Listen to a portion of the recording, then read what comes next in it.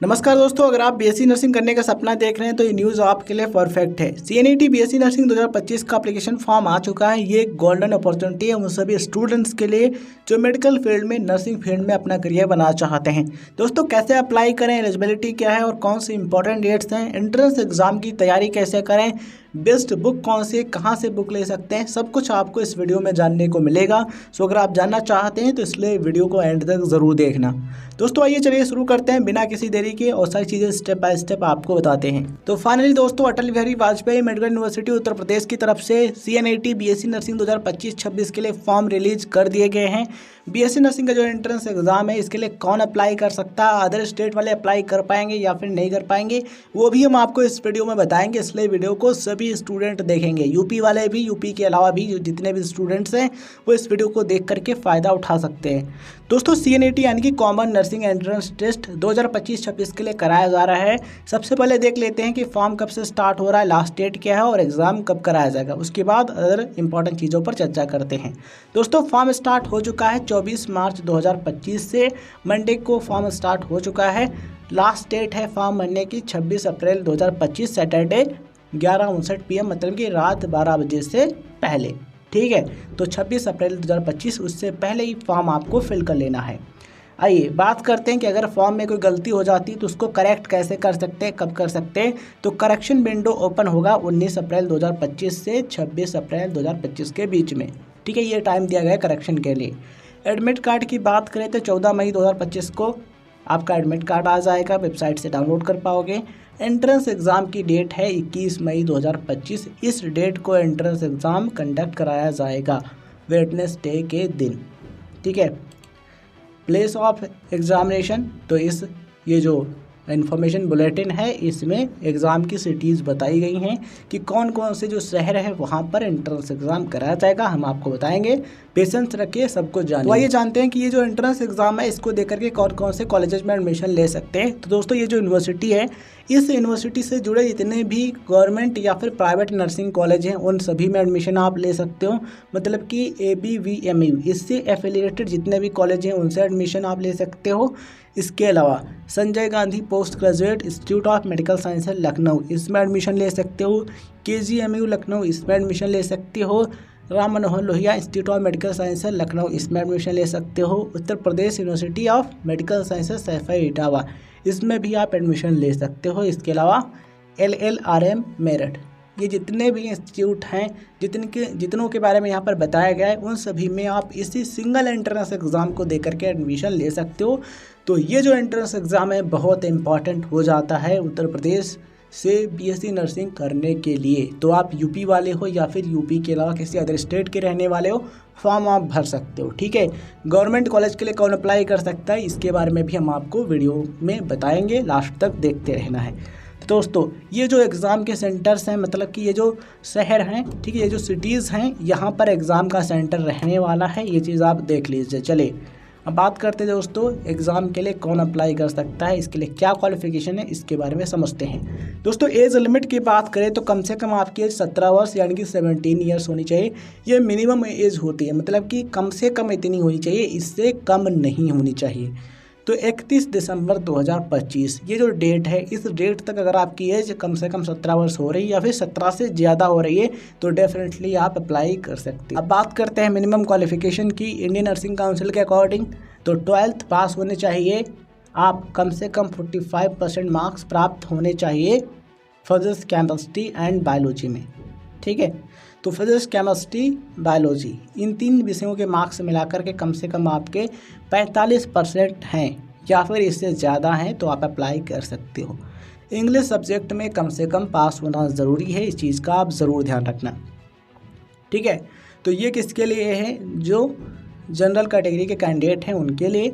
अगर आप एक SC, ST या फिर OBC कैटेगरी के कैंडिडेट हो तो यहाँ पर आपको छूट मिलेगा परसेंटेज में। फिजिक्स, केमिस्ट्री, बायोलॉजी इन विषयों के मार्क्स मिला करके कम से कम 40% हैं, आप OBC, SC, ST कैंडिडेट हो तो आप अप्लाई कर सकते हो। ठीक है, ओपन स्कूल वाले स्टूडेंट हैं, स्टेट ओपन स्कूल वाले या फिर NIOS वाले, वो भी इसमें अप्लाई कर सकते हैं।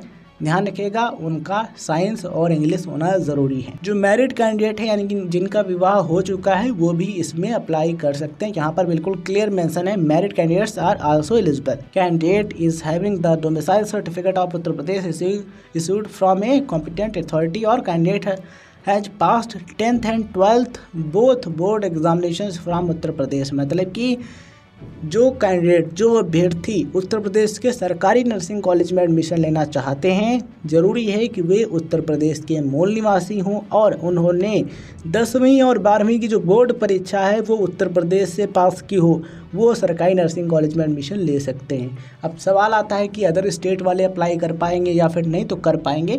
ठीक है, वो जो अदर स्टेट वाले कैंडिडेट हैं तो जो प्राइवेट नर्सिंग कॉलेज हैं उत्तर प्रदेश के इस यूनिवर्सिटी से एफिलिएटेड उनमें एडमिशन ले सकते हैं। और जो यूपी के रहने वाले हैं वो सरकारी या फिर प्राइवेट दोनों में से किसी भी कॉलेज में एडमिशन ले सकते हैं। अदर स्टेट वाले कैंडिडेट केवल प्राइवेट नर्सिंग कॉलेजेस में एडमिशन ले सकते हैं इस एंट्रेंस एग्ज़ाम के द्वारा। चलिए अब बात कर लेते हैं कि एग्ज़ाम का फॉर्म कैसे भरा जाएगा। तो दोस्तों देखिए, ये वेबसाइट आप देख पा रहे होंगे अटल बिहारी वाजपेयी मेडिकल यूनिवर्सिटी की। यहाँ पर आओगे तो common nursing entrance test CNET 2025 ये लिंक मिलेगा, इस पर क्लिक करोगे इस पेज पर आ जाओगे एंड यहाँ पर आपको देखने को मिल जाएगा कॉमन नर्सिंग प्रवेश परीक्षा या फिर कहें common nursing entrance test CNET 2025। ठीक है, 2025 का ऑप्शन है। यहाँ पर क्लिक करोगे तो इन्फॉर्मेशन बुलेटिन ओपन हो जाएगा। यहाँ पर सबसे पहले रजिस्ट्रेशन करना है तो रजिस्टर पर क्लिक करोगे कुछ इस तरीके से, यहाँ पर आ जाओगे। फिर यहाँ पर सबसे पहले जो निर्देश दिए गए उनको पढ़ लेना है। यहाँ पर क्या बताया गया है, फिर यहाँ पर अपनी डिटेल्स फिल करनी है। जो डेट ऑफ बर्थ रखनी है वो 10th की मार्कशीट एंड सर्टिफिकेट पर जो डेट ऑफ बर्थ है वो आपको फिल करनी है, वही नाम यहाँ पर आपको फिल करना है। ठीक है, तो ये सारी डिटेल्स यहाँ पर फिल करोगे, रजिस्टर पर क्लिक करोगे, उसके बाद आप लॉगिन करके डिटेल वाला जो फॉर्म है वो भर सकते हो। चलिए अब बात कर लेते हैं इन अदर चीज़ों के बारे में।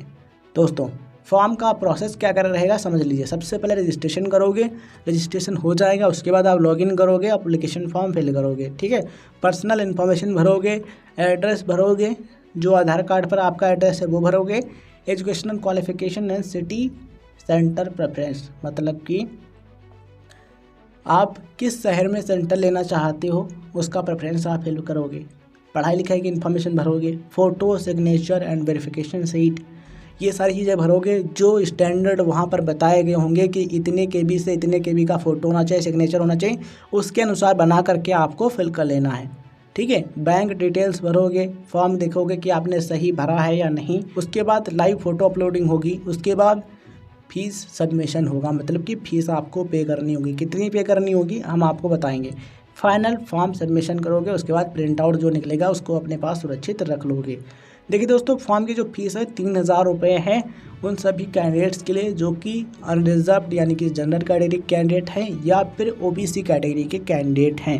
अगर आप SC ST या फिर PWD इन कैटेगरीज में आते हो तो 2000 रुपये का फीस आपको पे करना होगा। ये फीस आप ऑनलाइन माध्यम से पे कर सकते हो। अब बात करते हैं एंट्रेंस एग्ज़ाम के बारे में कि एग्ज़ाम किस टाइप का होगा, मतलब कि एग्ज़ाम पैटर्न क्या रहेगा।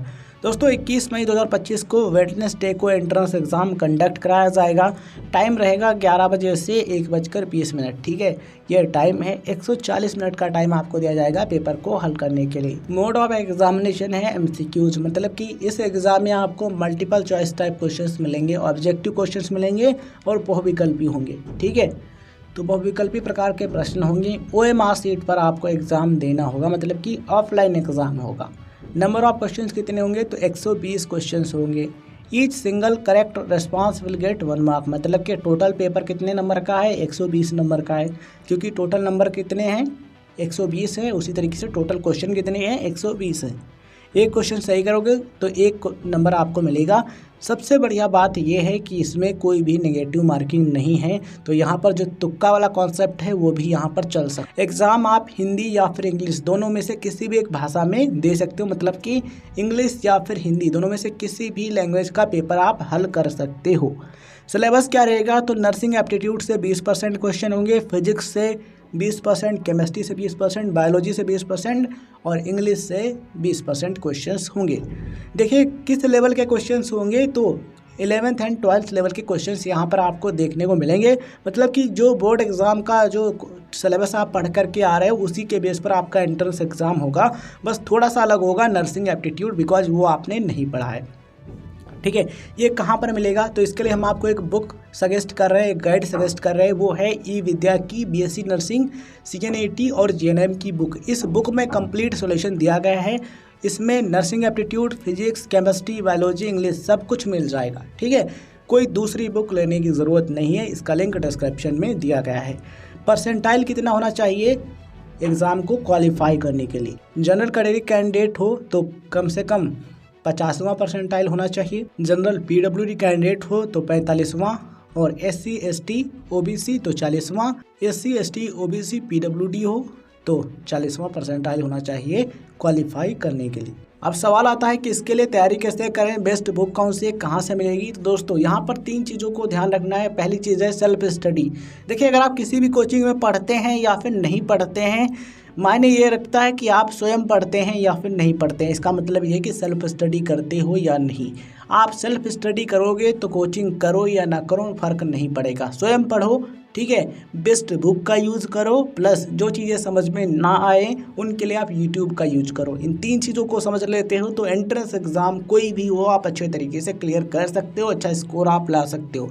देखिए, कहीं ना कहीं पढ़ना तो आपको ही। ठीक है, अगर आप अपने आप में पढ़ने में कैपेबल हो, ठीक है, आपके अंदर ये क्षमता है कि आप इन चीज़ों को समझ सकते हो। ठीक है, जब आप स्वयं समझ सकते हो तो दूसरे को भी पढ़ा सकते हो। ठीक है, मतलब अगर आप कोई टॉपिक समझ लेते हो, ठीक है, तो उसके बाद आप दूसरे को भी पढ़ा सकते हो। तो ये क्षमता भी आ जाती है जब आप सेल्फ स्टडी करते हो। तो सेल्फ स्टडी करो, प्लस बेस्ट बुक का यूज करो। जो टॉपिक समझ में ना आए उसके लिए यूट्यूब का यूज करो। यूट्यूब पर बहुत सारे फ्री में वीडियो लेक्चर्स मिल जाएंगे, वहाँ पर आपको हर एक चीज़ का सॉल्यूशन मिल जाएगा। जो समझ में नहीं आता सिंपली सर्च किया, वीडियो देखा, समझ में आ गया, फिर से हम बुक पढ़ना शुरू कर चुके। ठीक है, इस तरीके से चीज़ें आप कर सकते हो और प्रैक्टिस करो। ये जो गाइड है ये हिंदी और इंग्लिश दोनों भाषा में उपलब्ध है। दोनों का लिंक डिस्क्रिप्शन में मिल जाएगा इस वीडियो के। ठीक है, जिसके ऊपर हिंदी में लिखा है वो हिंदी लैंग्वेज में बुक है, जिसके ऊपर इंग्लिश में लिखा है वो इंग्लिश लैंग्वेज का बुक है। ठीक है, उस पर क्लिक करके आप ऑर्डर कर सकते हो, फिर अच्छे तरीके से पढ़ाई आप कर सकते हो। दोस्तों, सेल्फ स्टडी करके आप एंट्रेंस एग्ज़ाम में बहुत अच्छा स्कोर ला सकते हो। कैसे? मैंने भी एंट्रेंस एग्ज़ाम की तैयारी की थी GCAP की, केवल सेल्फ स्टडी करके। बुक थी उस समय जो एंट्रेंस एग्ज़ाम के लिए बेस्ट थी, वो बुक और सेल्फ स्टडी, केवल 2 चीज़ें। तब यूट्यूब का ऑप्शन भी नहीं था, बट इस समय है।